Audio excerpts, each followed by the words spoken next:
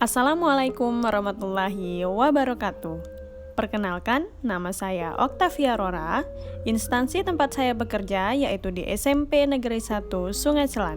Saya sebagai guru bahasa Indonesia dan saya salah satu peserta Latsar CPNS Golongan 3 Angkatan 3 Kabupaten Bangka Tengah. Berdasarkan kegiatan aktualisasi yang telah saya laksanakan di SMP Negeri 1 Sungai Selan dari tanggal 22 September sampai dengan 27 Oktober 2021 yang terdiri dari 5 kegiatan, yaitu kegiatan 1 melakukan koordinasi dengan mentor. Pada kegiatan ini ada 3 tahapan yang dilakukan. Pertama, membuat konsep surat terkait jadwal kegiatan yang akan diaktualisasikan. Selanjutnya, tahapan kedua dan ketiga yaitu konsultasi dan meminta persetujuan mentor. Adapun nilai aneka yang diterapkan pada kegiatan 1 adalah yang pertama akuntabilitas yaitu transparansi dan kejelasan, yang kedua nasionalisme, nilai sila kedua dan keempat, ketiga etika publik, dan yang terakhir adalah anti korupsi. Selanjutnya kegiatan kedua yaitu membuat perangkat pembelajaran. Kegiatan ini terdiri dari 3 tahapan. Pertama yaitu menyusun rencana pelaksanaan pembelajaran. Output yang dihasilkan pada tahapan ini adalah RPP dan lembar pengesahan RPP yang sudah ditandatangani oleh kepala sekolah. Tahapan kedua yaitu merancang metode pembelajaran. Metode pembelajaran yang akan saya gunakan yaitu metode learning community. Nah, metode inilah yang akan saya gunakan pada saat kegiatan ketiga nanti. Setelah merancang metode pembelajaran, tahapan selanjutnya adalah membuat soal pretest dan posttest serta instrumen penilaian. Adapun nilai aneka yang diterapkan pada kegiatan kedua yaitu akuntabilitas yaitu nilai kejelasan dan tanggung jawab, yang kedua nasionalisme, yang ketiga etika publik, yang keempat komitmen mutu yaitu mutu, yang kelima adalah anti korupsi yaitu nilai disiplin, bekerja keras, dan adil. Kegiatan selanjutnya adalah kegiatan inti dari aktualisasi yang saya laksanakan, yaitu melaksanakan proses pembelajaran dengan menggunakan metode learning community. Kegiatan ini terdiri dari 5 tahapan. Tahapan pertama yaitu menyampaikan tujuan dan kompetensi pembelajaran. Kedua, menyajikan informasi materi pembelajaran yang akan dipelajari. Ketiga, yaitu melakukan pretest. Adapun output yang dihasilkan pada 3 tahapan ini berupa video yang bisa kita simak berikut ini. Assalamualaikum warahmatullahi wabarakatuh.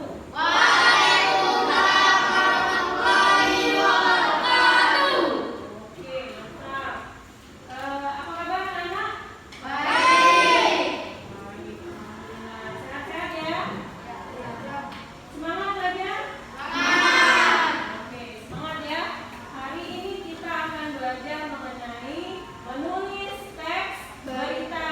Kita langsung saja ya. Jadi untuk tugas hari ini adalah kalian menulis teks berita berdasarkan pengalaman atau kejadian yang pernah kalian alami. Untuk tugasnya adalah yang pertama, itu ada 2 ya nomornya. Yang pertama, pilihlah pengalaman atau kejadian yang pernah disaksikan atau dialami. Kemudian buatlah menjadi sebuah kerangka berita dengan memperhatikan unsur 5W+1H atau adik simba. Nah, kemudian isilah ke dalam tabel di bawah ini. Ada tabel ya? Ada? Nah, di sini kalian buat dulu kerangkanya. Nah, kejadian apa yang mau kamu ceritakan? Di sini hanya kerangkanya saja. Nanti setelah membuat kerangka ini, kalian buat di dalam sebuah paragraf. Jadi yang kerangka ini, yang ini tadi, yang ini, kalian pindahkan ke sini. Pindahkan ke sini, dibuat sesuai dengan teks berita. Jadi kalian buat kalimat ya. Buat kalimat bisa di sini. Seorang anak ditemukan tewas di dalam rumahnya pada Jumat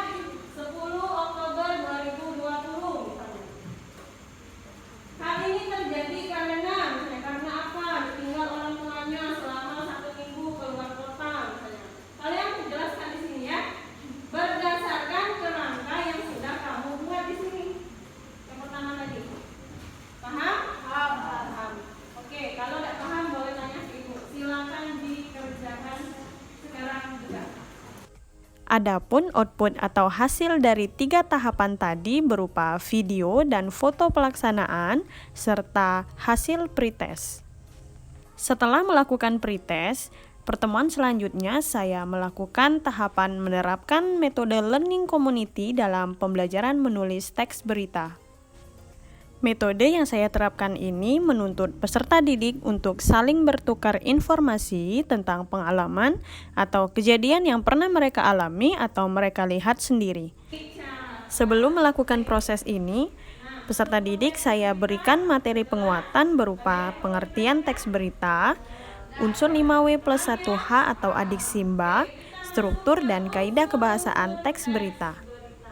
Selanjutnya, Tugasnya adalah masing-masing anggota kelompok bercerita pengalaman atau kejadian yang pernah kalian alami atau kalian lihat secara langsung ke masing-masing anggota kelompoknya. berikut video perwakilan dari salah satu kelompok menceritakan pengalamannya. Kuis Miranda, kudu nyarita pas ku ngikut vaksin. Pas hari Jumat tanggal 8 Oktober 2021, ku ngikut vaksin di gedung serbaguna. Vaksin kali ini bukan untuk orang tua bayin, tapi juga budak umur 12 tahun ke atas. Untuk budak disuruh mewek fotokopi kakak, orang tua disuruh mewek KTP. Vaksin juga diulang tulis setiap bulannya. Untuk orang yang telah divaksin tahap pertama harus ngikut vaksin tahap kedua sebulan sudah vaksin pertama. Tahapan yang terakhir pada kegiatan ketiga ini adalah melakukan post-test. Post-test diberikan dalam soal yang sama pada saat pretest. Kegiatan ini saya lakukan pada pertemuan selanjutnya. Tujuan post-test adalah untuk mengetahui sejauh mana kemampuan siswa setelah diberikan treatment dengan menggunakan metode learning community. Seperti pada video berikut ini. Sudah siap belajar ya? Sudah. Hari ini kita akan menulis teks berita. Nah, kemarin kan kita sudah melakukan pembelajaran. Sudah Ibu kasih materi tentang teks berita. Sudah belum? Sudah ya? Oke. Hari ini kita akan belajar menulis teks berita. Nah, menulis teks berita di sini berdasarkan pengalaman atau kejadian yang pernah kamu alami. Paham? Paham. Jadi kalian pertama membuat kerangkanya terlebih dahulu, kerangka 5W plus 1H, lalu kembangkan menjadi paragraf, menjadi teks berita secara utuh. Setelah melakukan post-test, salah satu siswa saya tunjuk untuk membacakan teks berita yang sudah dia tulis. Berikut videonya. Perkenalkan, nama saya Ismiranda Citra Dewi. Saya akan membacakan berita yang telah saya tulis. Pelaksanaan vaksin di SMP Negeri 1 Sungai Selat. Pada hari Selasa dan Kamis akan diadakan pelaksanaan vaksin di SMP Negeri 1 Sungai Selat. Pelaksanaan vaksin di SMP Negeri 1 Sungai Selat akan digelar 2 kali. Vaksin untuk kelas 7 dan 9 digelar paling awal Selasa 22 September dan untuk kelas 8 digelar paling akhir Kamis 24 September. Tapi pada saat itu dosis vaksin yang tersedia 100, maka banyak siswa yang tidak divaksin. Salah satu siswa yang tidak dapat vaksin mengatakan, saya tertekan karena saya tidak dapat vaksin pada saat itu, ujar siswa tersebut. Untuk siswa yang tidak dapat vaksin dari kelas 8D sampai 8F, akhirnya mereka pulang dengan keadaan penuh kekecewaan. Terima kasih. Adapun hasil pada tahapan terakhir ini adalah video dan foto serta hasil post-test.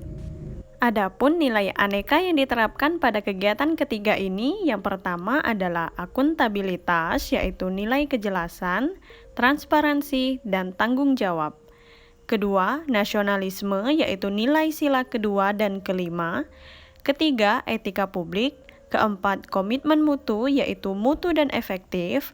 Yang kelima, anti korupsi, yaitu jujur, adil, dan bekerja keras. Kegiatan keempat yaitu melakukan evaluasi pembelajaran. Kegiatan ini terbagi menjadi 3 tahapan. Tahapan pertama yaitu menganalisis dan menilai pretest dan posttest. Berdasarkan hasil yang didapatkan pada tabel analisis perolehan in-gain, bahwa adanya peningkatan nilai rata-rata pretest dan post-test.